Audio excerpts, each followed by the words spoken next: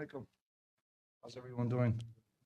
Alhamdulillah. Thanks for making it out on a Saturday, 11 a.m. It's early. I know some parents, they're out probably wasn't able to make it, but alhamdulillah, you guys are here. So I wanted to go over the summer Quran program, and Jazakallah khair for those that enrolled. This is the first time we're doing it for the summer. Alhamdulillah, Sheikh Hamza Palia and his wife have been very generous with their time to offer this course for Mountain House community, and we're very excited to do this. And inshallah, things go well, we'll continue this inshallah next summer too, if they are also available. So I wanted to kind of go over the parent orientation so you guys are prepared for this Monday. Actually, it's only 2 days away before the program starts. So before I start, I want to not do all the talking, but how are you guys feeling? Good? Your day's going well? Alhamdulillah, good to see. Okay, so first, welcome. Thanks for everyone for joining us here. And I'm going to just go over this agenda here. It'll be very quick, and then I'll have Sheikh Hamza Palia answer your questions about the summer Quran program. And feel free to ask. I'll pass the mic around. So first, I'll do quote of the day against parent orientation. So this is from the Quran. Show forgiveness, enjoin what is good, and turn away from the ignorant. And then yesterday I was clever, so I wanted to change the world. Today, I am wise, so I am changing myself. And the class schedule and the teachers. So most of you already know who are the teachers here. Alhamdulillah, Sheikh Hamza Palia, as you may have watched the video, I did an interview with him here at the location, and he has extensive knowledge and background in teaching Islamic studies, Quran, memorization. That's his specialty. He's been doing it for quite some time, and alhamdulillah, he's got, is it 30 students, Sheikh Hamza Palia? Alhamdulillah, it's amazing. Yeah, it's a lot of, before, like he mentioned in the interview, we used to have to import hufaz from overseas. Alhamdulillah, now we're producing them here in America, right in the Bay Area. So it's an amazing accomplishment. So nowadays it's much easier, but still we have a shortage, right? Because when we're trying to get a hafiz here for the Taraweh, we still had to look abroad because we have enough, but just not yet. So inshallah, maybe your children can become memorize the whole Quran. Again, this summer Quran program is to kind of plant the seed for your kids. Maybe they want to do that, or they can just want to learn tajweed and the basics, right? So it kind of sets the tone for them to encourage them. Because I know my daughter, when we were trying to get her to, enroll in Islamic school, she started with a summer camp, right? And it kind of opened the door for her, and then she got encouraged, motivated, and now, alhamdulillah, she's here at full-time Islamic school, benefiting and taking advantage of it. So it's a really good opportunity, like a door or a way for them to kind of get exposed into it. I'm sure most of you have already have your kids in Islamic studies or Quran programs at Tracy, other community centers. But this is the first time we're doing it here, so we want to kind of keep it going and enroll more students over time. So the program is 10 a.m. to 1:15 p.m. It's going to be Monday through Thursday. And at 1:15, I'll mention to you what happens at 1:15. So when you drop the kids off here, try to be prompt, try to come on time. It's always better to come earlier if you can, maybe 9:45, 9:50 if you can. That way the teachers can get everything situated and start the program on time.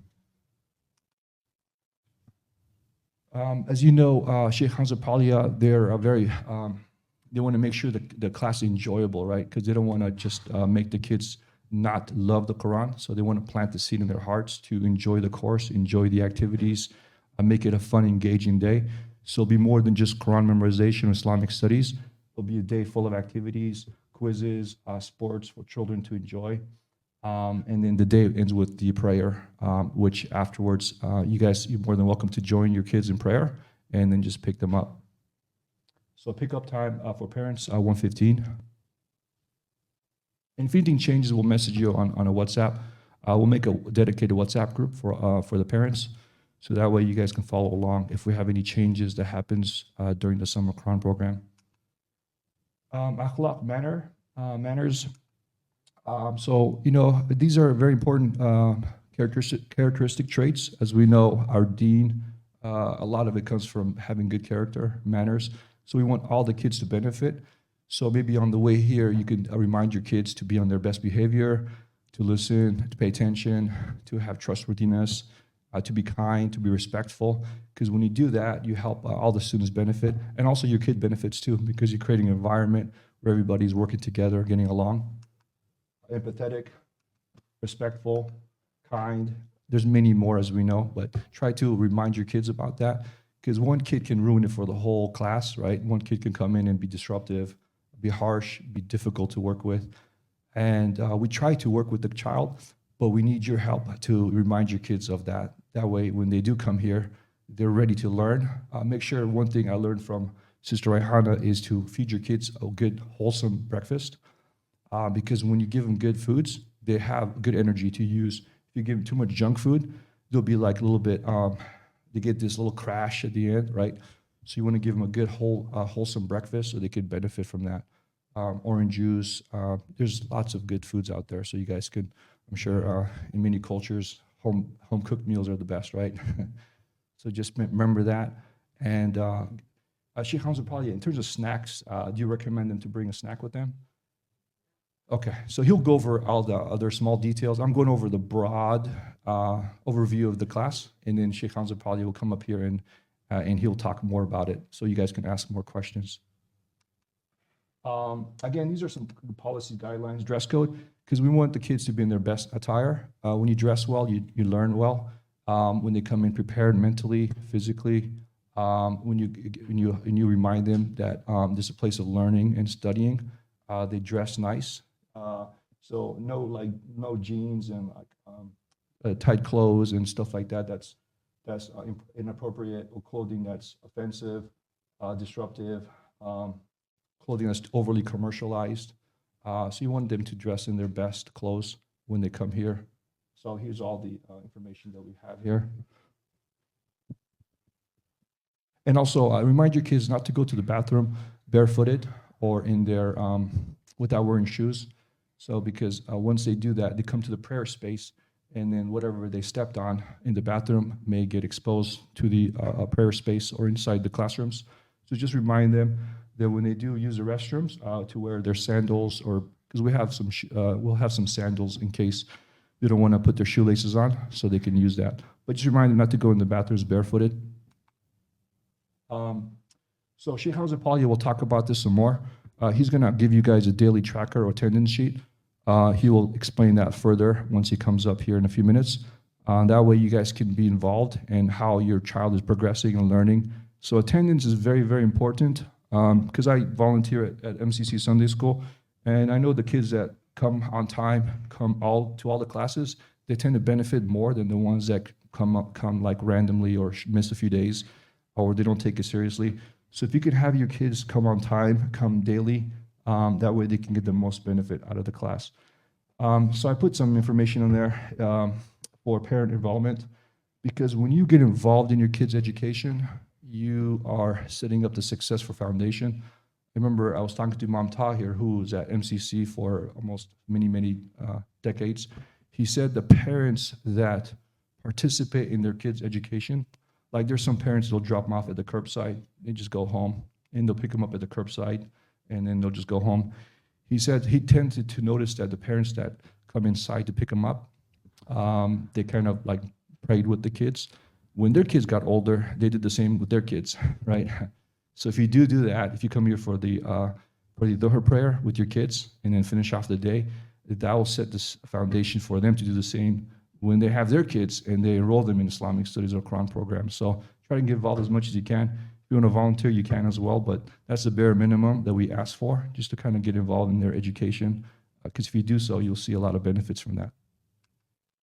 And if you guys like the course, if you want to continue this the Islamic studies, the Hifz program, or even the Islamic studies, we have the continuation option available because it starts on August 19th, which is the full-time Islamic school. So we do have a full-time Islamic school here, and we have basically the way it works is exactly how Sheikh Hamza Palia has it set up. It's very close to it. But after that 12 o'clock time slot, the academic studies start, right? So you have the academic going afterwards, which is history, math, science, English, all those courses that we need to teach the kids for the secular knowledge, basically, you want to say. But again, it's an Islamic environment, but we teach that after the Islamic Studies Quranic program. So if you do like it, you can continue. And then we have the first child, and then we have the second child for a discount. So that starts on August 19th, and it's K to 8th grade. So if you have kids in that age group, feel free to let us know, fill out the application, and you can enroll them so they can continue their Islamic education here. If you have your kids in public school, I think you have to give them a notice. I forget how many days in advance. But once you do that, you can bring them over here. So right now we have about 40 students enrolled, between 35 and it's around 40 students. That's a good number. I asked one of a visiting Zaytuna College scholar here, and I asked him, we're starting Islamic school here, can you give me some advice? He said, take baby steps. So, which is good because we want to learn and grow slowly. I think going too fast is also not good. So we're trying to, learn what's the best way to put out the best curriculum, get really good teachers, offer really exceptional education. So I think growing slowly and learning is going to be very, very helpful for us to provide the best education for your kids. And with that being said, I'm going to invite Sheikh Hamza Palia up to the stage, and he'll kind of go over some of the slides, answer your questions, give you more information on the attendance, the tracking, and all that, to give you any information that you guys may request. Go to the attendance one.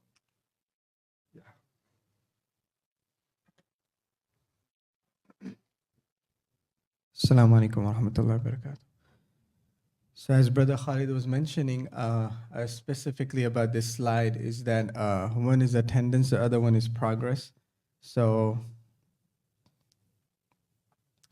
not just attendance is important, just as he was mentioning that dropping your child off on the curbside or even coming in and just dropping them off. But along with that, progress is very important. So we're going to create a progress sheet, and that's going to ensure that the progress sheet is accessible between the teacher and the parents. So every single day, the parents can actually see the work that was done in class, and also the homework that was given, was it done or not? And then also the next 24 hours homework will also be updated on that sheet. So the progress sheet is going to be accessible along with attendance sheet. So we have two types of sheets. One is an attendance sheet, the other one is a progress sheet. So attendance sheet, you guys already know the daily attendance that we take. And then the progress sheet is going to have 3 sections. The first section is going to be whatever amount of the entire pool that they have memorized. For example, if they have memorized the last 30th chapter of the Quran, then the one section from that will be how much they have actually read or revised, just so that to make sure that they don't forget. So daily we recommend about 5 pages.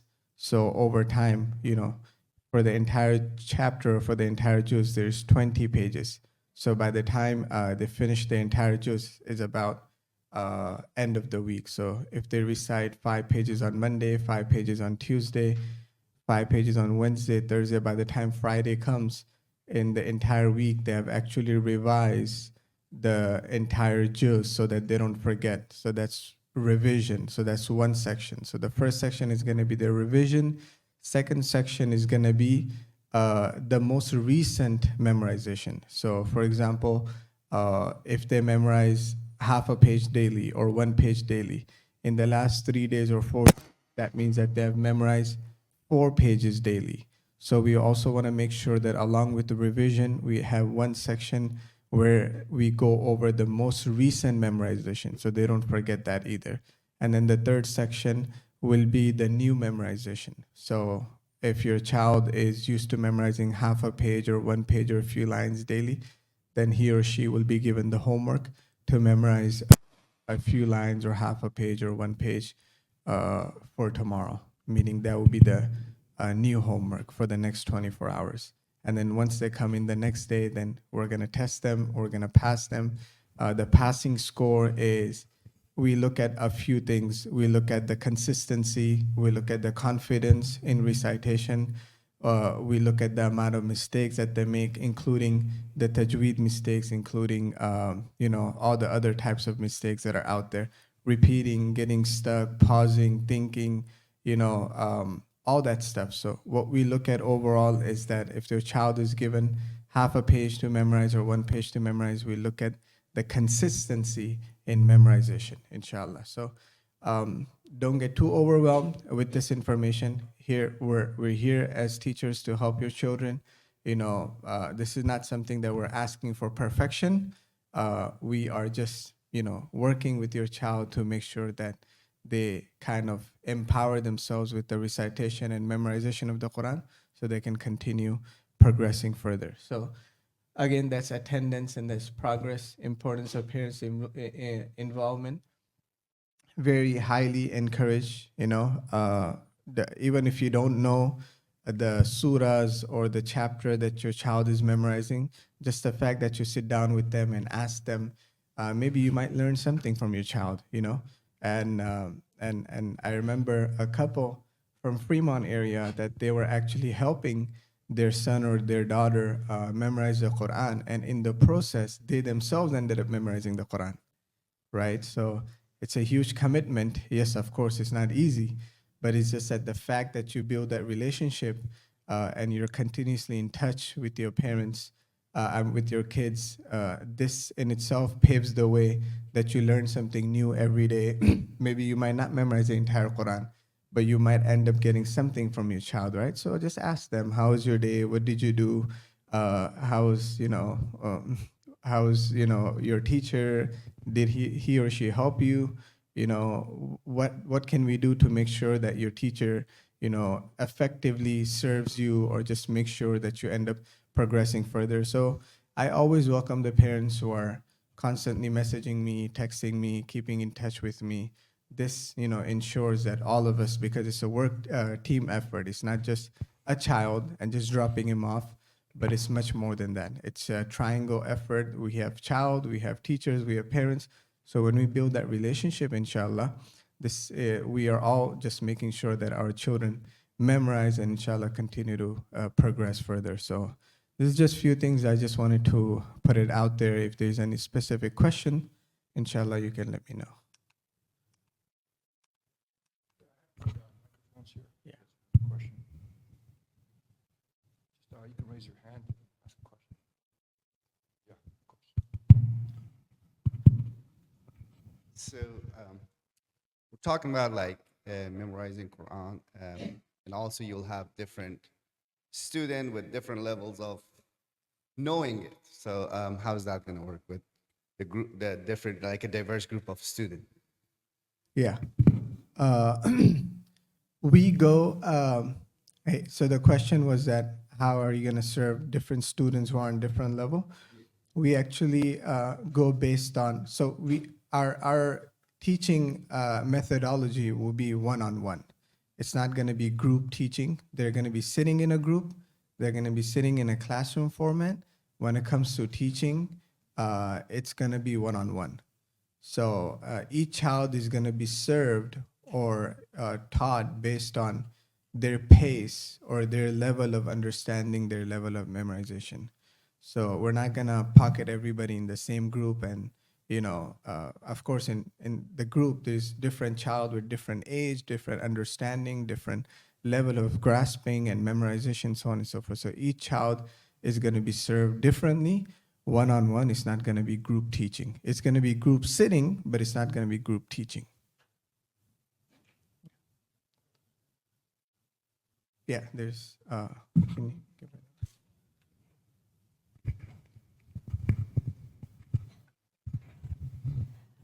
What about prior knowledge? Like, is there prior knowledge that the child needs to know? What if they don't know how to read Arabic? The prior knowledge, the prerequisite that we have is that they have to be able to look inside the Quran and be able to read at least one page, without getting majorly stuck or without, struggling to read. Because if they're struggling to read, then they're struggling to memorize as well. So if they're struggling to read, then we recommend them that they go and they fix the recitation of the Quran, and then they can come to the memorization class. So this will be, mainly towards memorization class. If any parent makes an exception and they ask us to focus just on recitation, since it's going to be one-on-one, like I mentioned, it's going to be group sitting, but it's not going to be group teaching, that inshallah, we should be able to, your son or your daughter, inshallah, on group, on one-on-one recitation. But our main focus will be the memorization, inshallah. Okay, and if they are struggling with even just the alphabet, will you provide like transliteration or no? If they're struggling even with the alphabets, then transliteration, I mean, as in that we will try our best to teach them in Arabic. I prefer not to use transliteration in English, because then what happens is that they become dependent on that. So I only prefer to use it on the first page, like alif all the way to ya. After that, we just, we just leave it out completely, because we want to make sure that the kids are independent. We don't want to make them dependent on the transliteration. Even there's a lot of surah books out there, from Alhamdu to Nas to Falaq, Qul Huwallahu Ahad, all these small surahs, they offer Arabic and then English transliteration. I try my best not to use English transliteration unless and until the child is really, really in need of it. That's a separate story. We can always talk about that, but I prefer not to use the English transliteration and make the child dependent from the get-go, from the beginning, on Arabic language or Arabic alphabets itself, inshallah. Any other questions?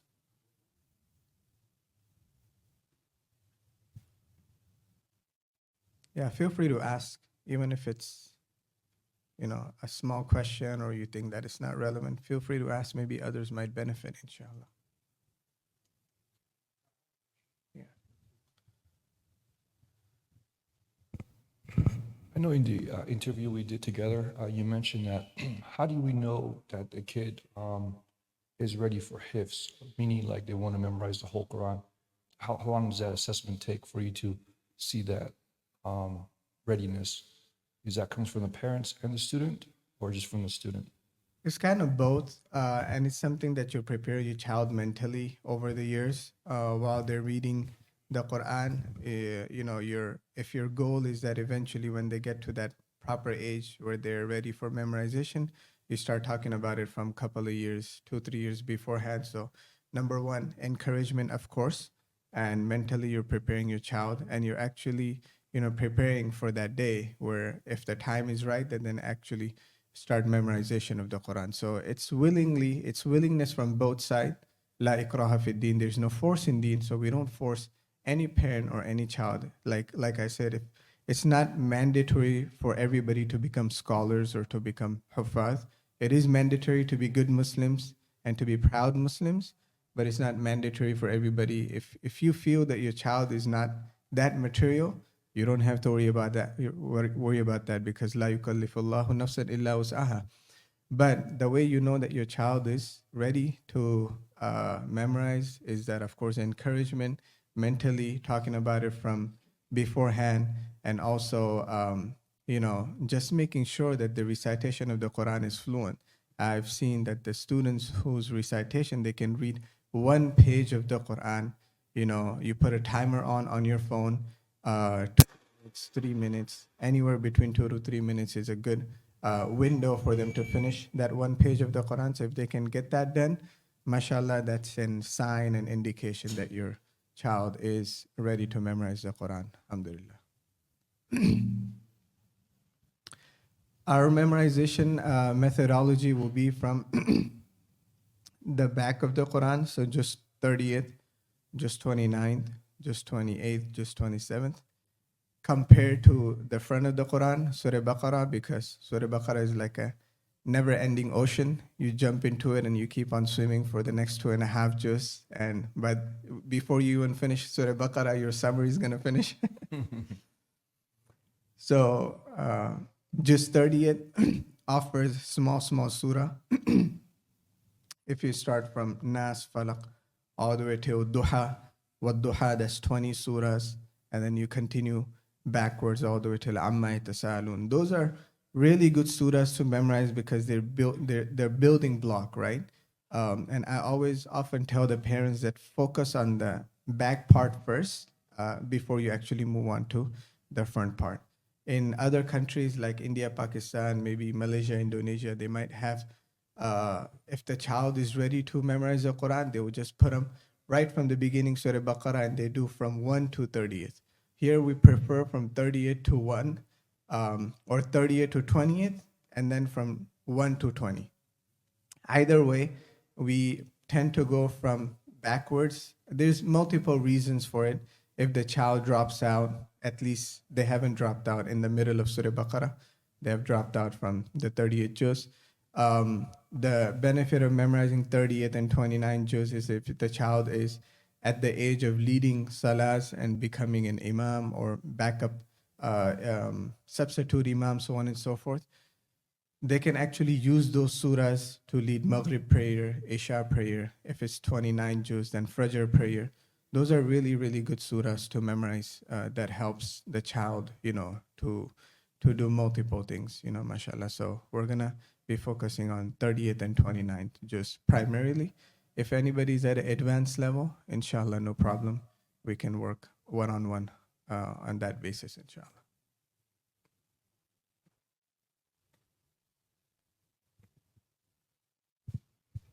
Any other questions? Okay. With that being said, I wanted to welcome to the stage Ustad Amara. She'll give a small talk about the program itself. Ustad, if you don't mind, could you give us a... Yeah, I'll move it.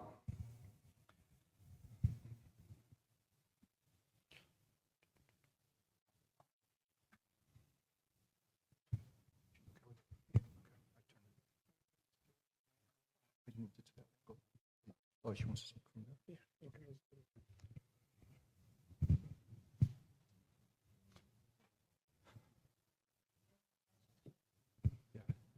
You want to speak from there? Okay. So basically, whatever I said goes both for men and sisters, brothers and sisters. But if you have any specific question related to the sisters or the female teaching, my wife is also going to be another female teacher, so you can ask her directly, inshallah. Anything you wanted to share or ask? Anything else? Rehana, question? Anything? Okay. Sheikh Hamza, did you want to end with a dua? Yeah. Yes, here's fine.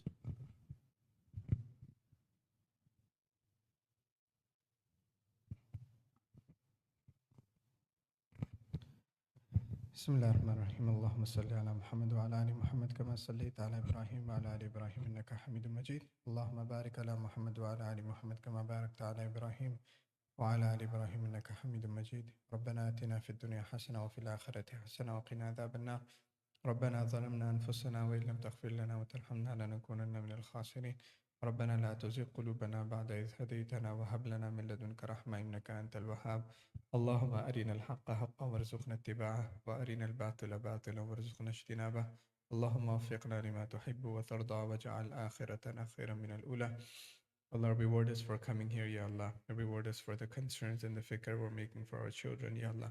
Make them righteous, make them pious. Make this summer the best summer of our lives, Ya Allah. Allow us to benefit from this summer. Allow us to give us benefit from the time that you have given. Your time is a blessing, is a ni'mah from you, Ya Allah. Allow us to use it in the best possible manner. Make our children righteous and pious. Make them successful in this world and in the hereafter. Make them the coolness of our eyes, Ya Allah. Make us proud parents, Ya Allah. Make them strong believers in Muslims, Ya Allah. Make sure, Ya Allah, that they're proud believers in Muslims. Wherever they go, they become inspiration and aspirations for others, Ya Allah. Make them successful in their middle school, high school, in college and universities, Ya Allah. Make them the leaders of the Muslims. رَبَّنَا هَبْ لَنَا مِنْ أَزْوَاجِنَا وذرياتنا قرة أعين وجعلنا للمتقين إماما. All the good that Prophet Muhammad ﷺ asked in our favor on behalf of us, give us that. All the shar and the evil that Prophet Muhammad ﷺ sought protection on behalf of us and on behalf of his ummah, protect us, protect our children, protect our entire coming generation. Allahumma inna nas'aluka min khayri ma sa'alaka minhu nabiyuka wa habibuka Muhammadun sallallahu alayhi wa sallam wa na'udhu bika min sharri ma sta'adaka minhu nabiyuka wa habibuka Muhammadun sallallahu alayhi wa sallam. أنت المستعان وعليك البلاغ ولا حول ولا قوة إلا بالله. سبحان ربك رب العزة عما يصفون وسلام على المرسلين والحمد لله رب العالمين.